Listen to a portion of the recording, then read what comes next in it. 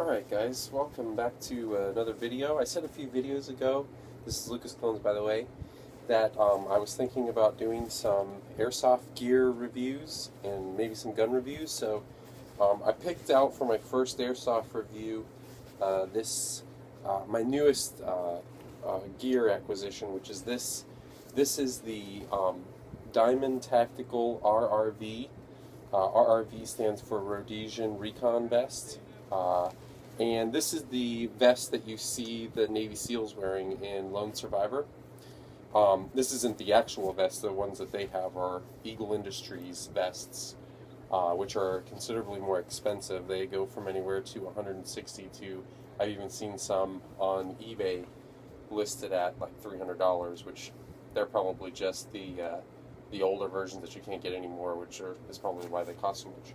But this one was, I got it on eBay, and it's Diamond Tactical, and it's called the Strike Force. They have like a line called the Strike Force. There's like a couple of different vests, and I got it was like $36.49 for the vest, and there was like $8 shipping and like $3 sales tax or something like that.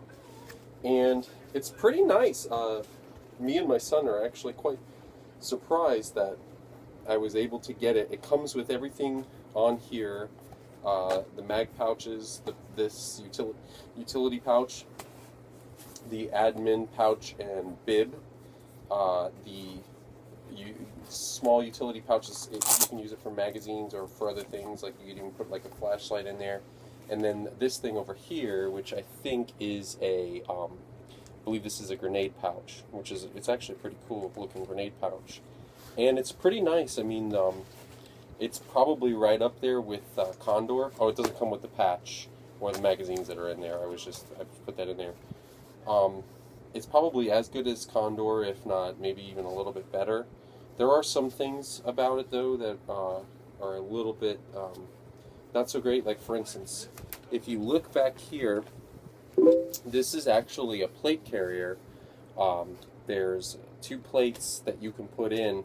And there's different versions of this vest. I've seen some where, like the Eagle Industries one has this compartment is set up so that there's one plate that goes all the way down, whereas this one has 2 different body armor plate compartments. And you see there's this strap here. It velcros into this bottom pouch here for the bottom plate, and then you pull it up. These snaps here are, if you take the bib off, you fold it over and you snap this so that it holds the front of it over. It makes like another pouch. And when I went to snap this, I was messing with it last night, the snap that was in there broke off and is stuck to the other part of the snap that's in there. There's a snap right in that pouch, right where my thumb is there. So that was a little bit annoying, but it's not that big of a deal. You just have to tuck that in there, and it goes on pretty quickly. I'm going to just throw it over like this, and then there is a belt in the back, and you just reach back there and clip it together, and it feels really good. One thing that I have to say that I like about this vest the most is that when I'm wearing my plate carrier, I have a Condor MOPC plate carrier. It's very large. It's a great plate carrier. I like it a lot, but it's very, very large. And there's a lot of hindrance in this area that sort of hinders or holds back your movement a little bit. Whereas this one, since it's more like almost like a chest rig with this bib added onto it, you have a lot more arm movement. So this would be something that perhaps I would use more in field games. And I live in Florida, so it's very warm. It's very hot in the summer. It's like 90 degrees outside right now. And if I were to choose to go and play an outdoor match, my whole back is open back there, so I'm going to be a lot cooler in this plate carrier than I would be in my full plate carrier. And you can actually, I found out today, you can actually get, I don't know if you can get it for this plate carrier, but you can get a back plate. The Eagle Industries one has an attachment that you can get that has a black back plate, so it can be like almost a full-size plate carrier. The plates in this aren't going to be as wide as the sappy plates that you would have in a full-size plate carrier like a 6094 or what have you. Obviously, they're not even as big as what you would have in a JPC. A JPC is going to have almost a full-size plate. But other than that, it's a really cool vest. I can't wait to take it out and play with it. These are actually triple stack M4 mag pouches. You can get AK mags in there. They're a little bit finicky, but you can get them in there.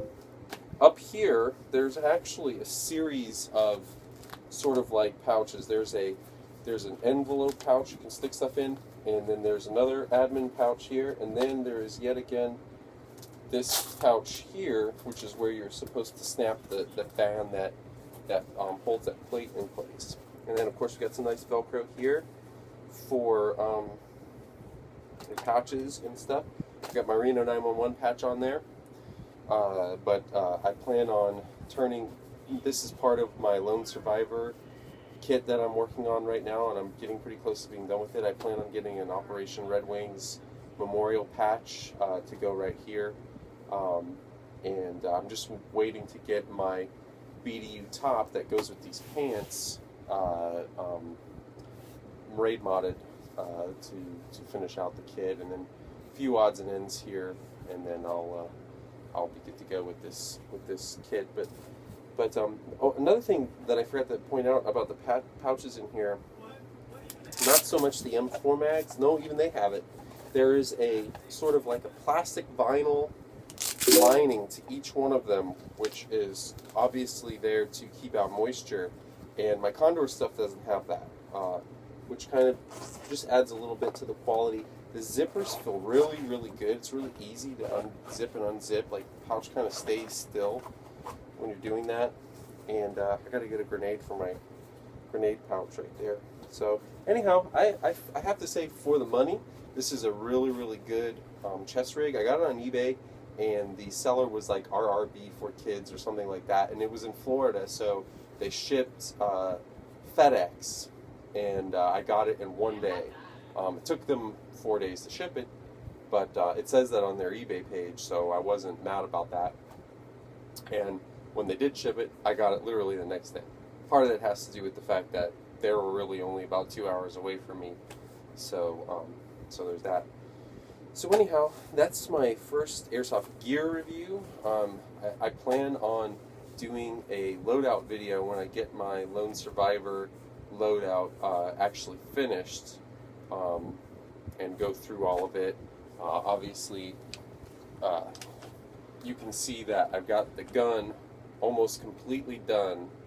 I've got this is supposed to be as close to Murphy's gun as I can get, based off of mostly the movie, because that's the easiest way to see it.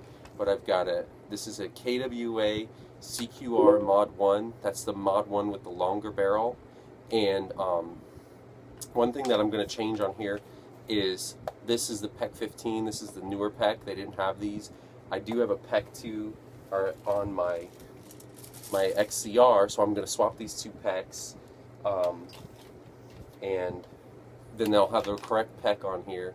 I've got an M203. I've got an ACOG. I don't have the little red dot sight up, the mini red dot sight up here. I'm probably not going to get that for a while because this ACOG has the iron sights on top, so I wouldn't really be able to install that there. And then I did take my old LE stock from my crappy WE Tech M4 Navy SEAL, and it was actually a nice LE stock, and I painted that so that it's as close as I can get to it, to Murphy's gun. So there's that. And I am kind of going for Murphy's kit from the movie, but I like it to be kind of more of a generic Lone Survivor kit, so there's that. Alright, well, I hope you enjoyed this video, and until then, this is Lucas Clones. See you later.